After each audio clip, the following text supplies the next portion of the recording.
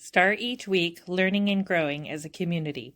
Join us as we embark on the next growth adventure with the weekly reading.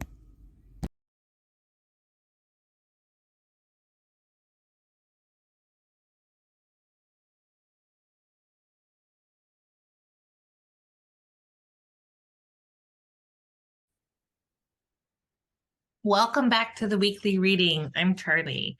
This week we are reading chapter 6 from Louise Hay's You Can Heal Your Life. This has been an amazing journey so far, and I'm so thankful I get to share it with you. So, make sure you check out the other weekly reading, which currently is The Secret Power of Yoga by Nischala Devi. And join us on Mondays for Mindset Monday, where we talk about it. So let's go ahead and get started. Chapter 6, Resistance to Change.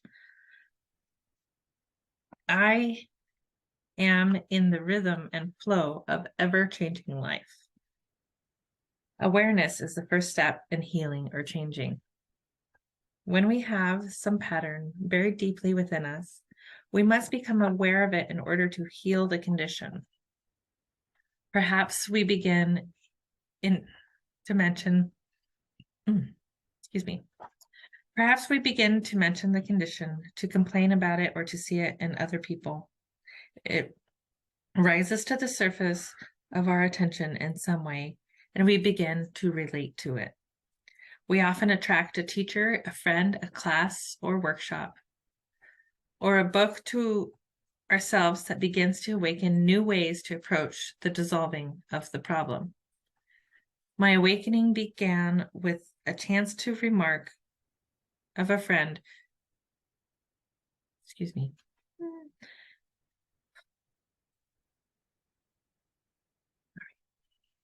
going to start that part over. Okay. Awareness is the first step in healing or changing. When we have some pattern buried deeply within us, we must become aware of it in order to heal the condition. Perhaps we begin to mention the condition, to complain about it, or to see it in other people.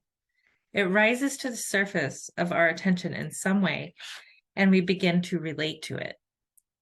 We often attract a teacher, a friend, a class or workshop, or a book to ourselves that begins to awaken new ways to approach the dissolving of the problem. My awakening began with a chance remark of a friend who had been told about a meeting. My friend did not go, but something within me responded, and I went. That little meeting was the first step on my pathway of unfoldment. I didn't recognize the significance until some time later. Often, our reaction to this first stage is to think the approach is silly, or that it doesn't make sense. Perhaps it seems too easy or unacceptable to our thinking. We don't want to do it. Our resistance comes up very strong. We may even feel angry about the thought of doing it.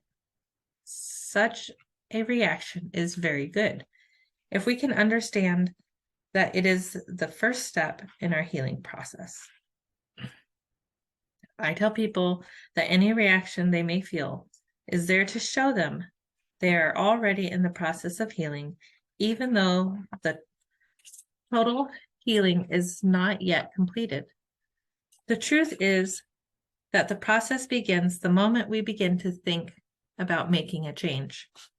Impatience is only another form of resistance. It is resistance to learning and to changing. When we demand that it be done right now, completed at once, then we don't give ourselves time to learn the lesson involved with the problem we have created. If you want to move to another room, you have to get up and move step by step in that direction. Just sitting in your chair and demanding that you be in the other room will not work. It's the same thing. We all want our problem to be over with, but we don't want to do small things that will add up to the solution. Now is the time to acknowledge our responsibility in having created the situation or condition. I'm not talking about having guilt, nor about being a bad person for being where you are. I'm saying to acknowledge the power within you that transforms our every thought into experience. In the past, we unknowingly used this power to create things we did not want to experience. We were not aware of what we were doing. Now, by acknowledging our responsibility, we become aware and learn to use this power consciously in positive ways for our benefit. Often, when I suggest a solution to the client, a new way to approach a matter, or forgiving the person involved, I will see the jaw begin to clench and jut out, and arms cross tightly over the chest. Maybe even fists will form. Resistance is coming to the fore, and I know we have hit upon exactly what needs to be done.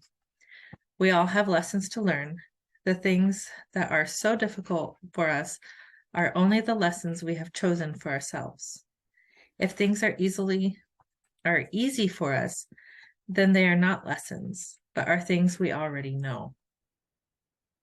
Lessons can be learned through awareness. If you think of the hardest thing for you to do and how much you resist it, then you're looking at your greatest lesson at the moment.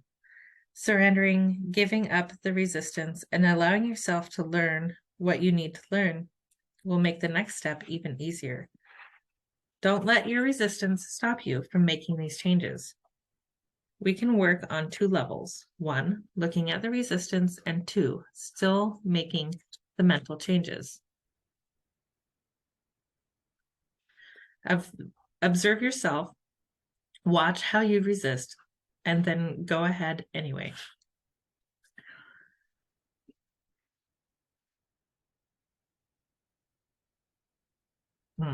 Nonverbal clues. Our actions often show our resistance. For instance, changing the subject, leaving the room, going to the bathroom, being late, getting sick, procrastinating by doing something else, doing busy work, wasting time, looking away or out the window, flipping through a magazine, refusing to pay attention, eating, drinking, or smoking, creating or ending a relationship, creating breakdowns, cars, appliances, plumbing, etc. Assumptions. We often assume things about others to justify our resistance. We make statements such as, it wouldn't do any good anyway. My husband or wife won't understand. I would have to change my whole personality. Only crazy people go to therapists. They couldn't help me with my problem. They couldn't handle my anger. My case is different. I don't want to bother them. It will work itself out. Nobody else does it. Beliefs. We grew up with beliefs that become our resistance to changing. Some of our limiting ideas are, it's not done. It's just not right. It's not right for me to do that. That wouldn't be spiritual. Spiritual people don't get angry. Men, women just don't do that. My family never did that. Love is not for me. It's too far to drive. It's too much work. It's too expensive. It will take too long. I don't believe in it. I'm not that kind of person. Them. We give our power to others and use that excuse as our resistance to changing. We have ideas like, God doesn't approve. I'm waiting for the stars to say it's okay. This isn't the right environment. They won't let me change. I don't have the right teacher, book, class, tools. My doctor doesn't want me to. I can't get time off work. I don't want to be under their spell. It's all their fault. They have to change first. As soon as I get blank, I'll do it. They don't understand. I don't want to hurt them. It's against my upbringing, religion, philosophy. Self-concepts. We have ideas about ourselves that we use as limitations or resistance to changing.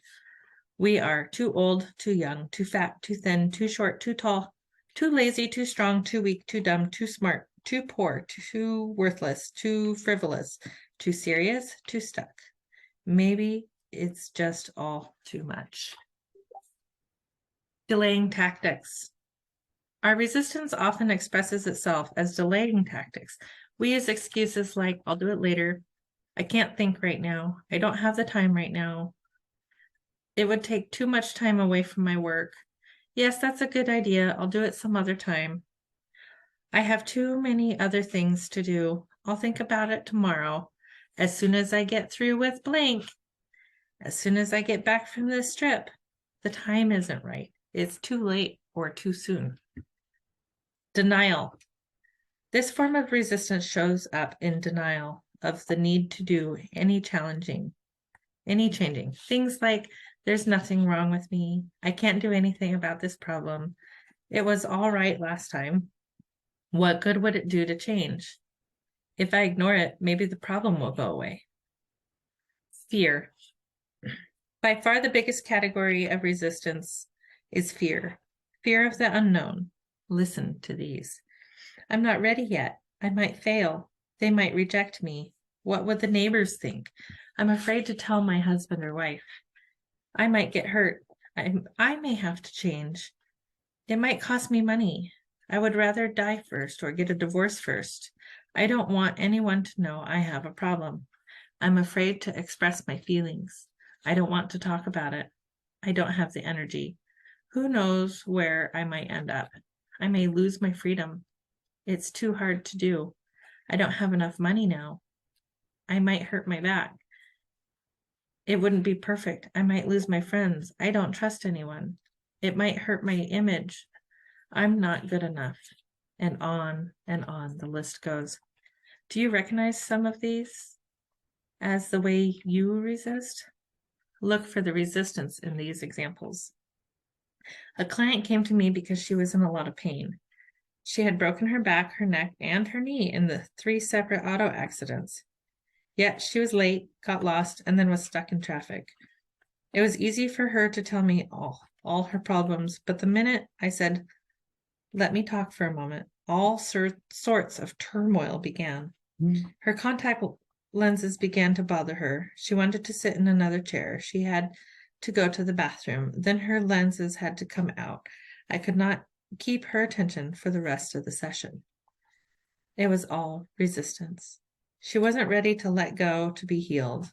I discovered her sister also had broken her back twice, and so had her mother. Another client was an actor, a mime, a street performer, and quite good at it. He bragged about how clever he was at cheating others, especially institutions. He knew how to get away with almost anything, and yet he got away with nothing. He was always broke, at least a month behind in the rent, often without a telephone. His clothes were tacky, work was very sporadic. He had a lot of pains in his body, and his love life was zilch. His theory was that he couldn't stop cheating until some good came into his life. Of course, with what he was giving out, no good could come into his life. He had to stop cheating first. His resistance was that he was not ready to let go of the old ways. Leave your friends alone. Too often, instead of working on our own changes, we decide which of our friends needs to change. This, too, is resistance. In the early days of my work, I had a client who would send me to all her friends in the hospital. Instead of sending them flowers, she would have me go to fix up their problems. I would arrive with my tape recorder in hand, usually finding someone in bed who didn't know why I was there or understand what I was doing. This was before I learned never to work with anyone unless he or she requested it. Sometimes clients come to me because a friend has given them a session as a present. This usually doesn't work too well, and they seldom come back for further work. When something works well for us, we often want to share it with others, but they may not be ready to make a change at that point in time and space. It's hard enough to make changes when we want to, but to try to make someone else change when he or she doesn't want to is impossible, and it can ruin a good friendship. I push my clients because they come to me. I leave my friends alone. Mirror work. Mirrors reflect back to us our feelings about ourselves. They show us clearly the areas to be changed if we want to have a joyous, fulfilling life. I ask people to look in their eyes and say something positive about themselves every time they pass a mirror. The most powerful way to do affirmations is to look in a mirror and say them out loud. You are immediately aware of the resistance and can move through it quicker. It's good to have a mirror with you as you read this book. Use it often for affirmations and to check where you are resisting and where you are open and flowing. Now, look in a mirror and say to yourself, I am willing to change. Notice how you feel. If you are hesitant, resistant, or just don't want to change, ask yourself why. What old belief are you holding on to? This is not a time to scold yourself. Just notice what is going on and what belief rises to the surface.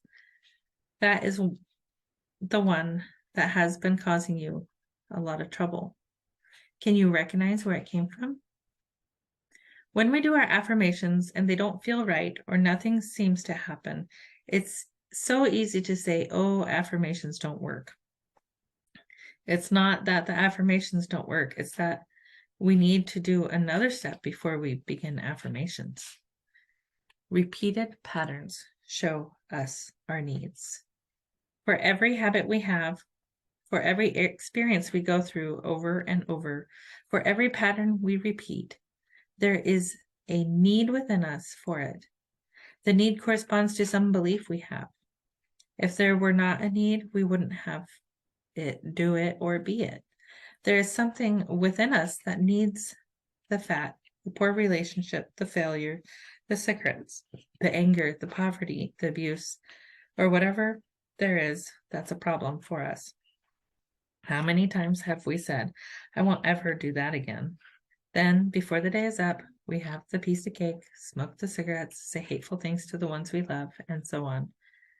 Then we compound the whole problem by angrily saying to ourselves, oh, you have no willpower, no discipline, you're just weak. This only adds to the load of guilt we already carry.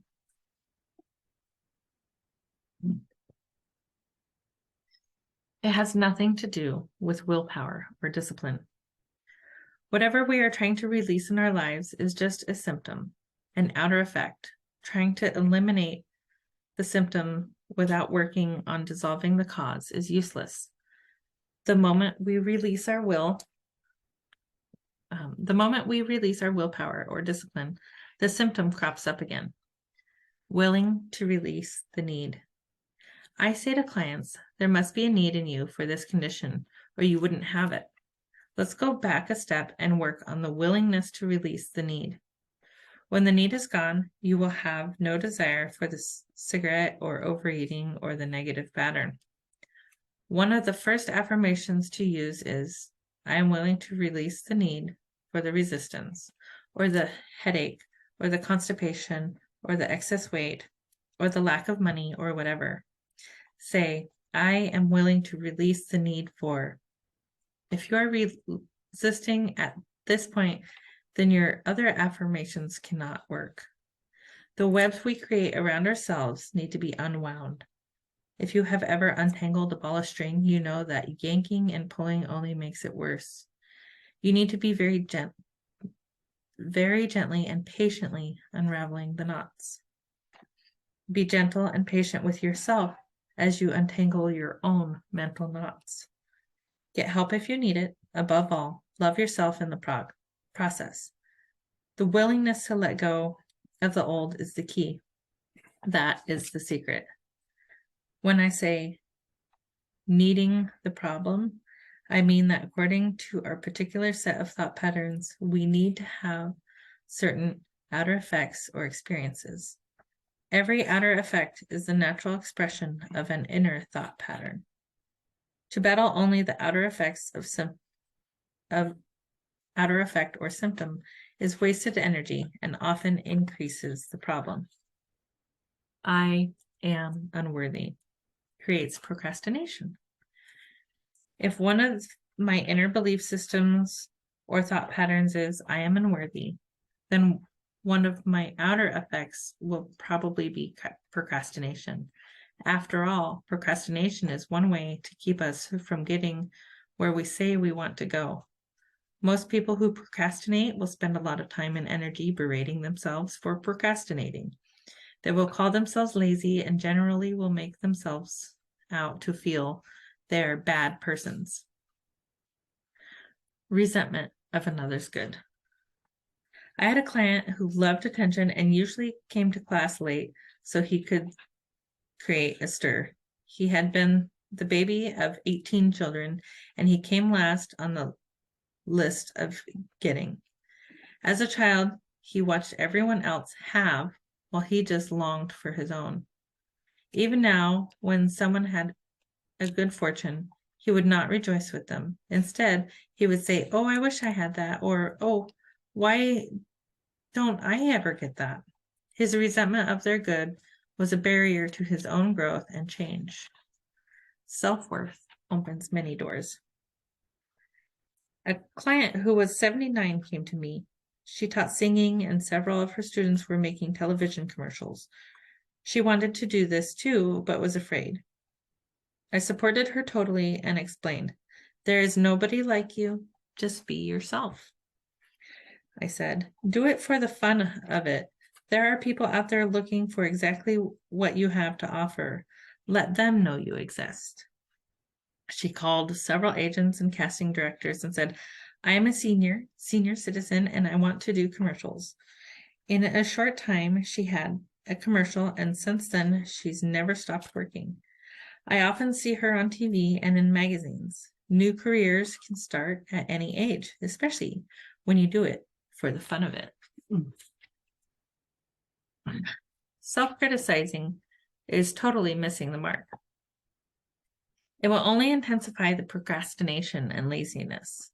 The place to put the mental energy is into releasing the old and creating a new thought pattern. Say, "I am willing to release the need to be unworthy.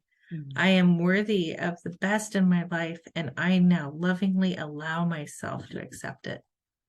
As I spend a few days doing this affirmation over and over, my outer effect pattern of procrastination will automatically begin to fade. As I internally create a pattern of self-worth, then I no longer have the need to delay my good. Do you see how this could apply to some of the negative patterns or outer effects in your life?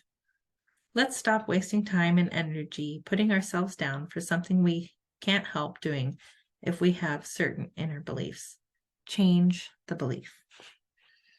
No matter how you approach it or what subject matter we are talking about, we are only dealing with thoughts, and thoughts can be changed. When we want to change a condition, we need to say so. "I am willing to release the pattern within me that is creating this condition." You can say this to yourself over and over every time you think of your illness or problem. The minute you say it, you are stepping out of the victim class. You are no longer helpless. You are acknowledging your own power. You are saying, "I am beginning to understand that I created this. I now take my own power back. I'm going to release this old idea and let it go." Self-criticism. I have a client who will eat a pound of butter and everything else she can get a hold of when she cannot bear to be with her own negative thoughts. The next day, she will be angry at her body for being heavy. When she was a little girl, she would walk around the family dinner table, finishing off everyone's leftovers and eating a whole stick of butter. The family would laugh and think it was cute. It was almost the only approval she got from her family. When you scold yourself, when you berate yourself, when you beat yourself up, who do you think you're treating this way? Almost all of our programming, both negative and positive, was accepted by us by the time we were 3 years old. Our experiences since then are based upon what we accepted and believed about ourselves and life at that time. The way we were treated when we were very little is usually the way we treat ourselves now. The person you are scolding is a 3-year-old child within you. If you are a person who gets angry at yourself for being afraid and fearful, Think of yourself as being 3 years old. If you had a little 3-year-old child in front of you who was afraid, what would you do? Would you be angry at him? Or would you reach out your arms and comfort the child until he felt safe and at ease? The adults around you when you were a child may not have known how to comfort you at that time. Now you are the adult in your life. And if you're not comforting the child within you, then that is very sad indeed. What was done in the past is done, and it is over now. But this is present time, and you now have the opportunity to treat yourself the way you wish to be treated. A frightened child needs comforting, not scolding. Scolding yourself only makes you more frightened, and there is nowhere to turn. When the child within feels unsafe, it creates a lot of trouble. Remember how it felt to be belittled when you were young. It feels the same way now to that child within. Be kind to yourself. Begin to love and approve of yourself. That's what that little child needs in order to express itself at its highest potential.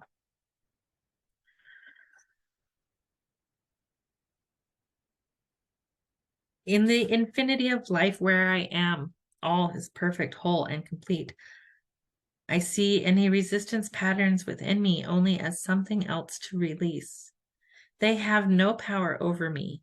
I am the power in my world. I flow with the changes taking place in my life as best I can. I approve of myself in the way I am changing. I am doing the best I can. Each day gets easier. I rejoice that I am in the rhythm and flow of my ever-changing life. Today is a wonderful day. I choose to make it so. All is well in my world. Thank you for joining us for another chapter of Louise Hay, You Can Heal Your Life. Make sure you check out the YouTube channel for more, and we'll see you next time. Namaste. We take the mystery and pain out of social media consistency for your business, giving you back time to shine in your zone of genius. Social media is the new branding. It deserves its own attention, thought, and effort. Yet so few businesses actually take this seriously and invest enough time on their strategy. We can do it for you at an affordable rate that will fit into your budget and allow you to pursue other revenue channels as well. The hardest part of social media management is keeping up the consistency to be seen and know what to post, when to post. Are you ready to have everything ready to go for you, saving you time and energy by not having to do it all yourself? Still getting your message out so that people get to know you, like you, and develop trust while opening yourself up to more time for the business of your business where you shine. Working with women in leadership, BSMB LLP is a unique experience that bridges the gap from face-to-face to virtual relationship marketing. Not only do we love to help you shine on social media, we love to share tools to help you grow with us, body, soul, mind, and business. Check out our podcast and YouTube channel for Mindset Mondays, Social Media Training Wednesdays, business interviews and special topics on Fridays, and weekly readings on Sundays. To schedule your consultation or podcast interview, head to our website, www.womeninleadershipbsmb.com. And don't forget to subscribe to our YouTube channel so you get our weekly readings on Sunday, our podcast, Mindset Monday, Social Media Training with Heather on Wednesdays with a live Q&A, and guest interviews and special topics on Fridays. Thank you for joining us. Find out more and schedule with us online at www.womeninleadershipbsmb.com, where you have a spot at the table. Thank you for joining in on the fun. Be sure to like and subscribe for more.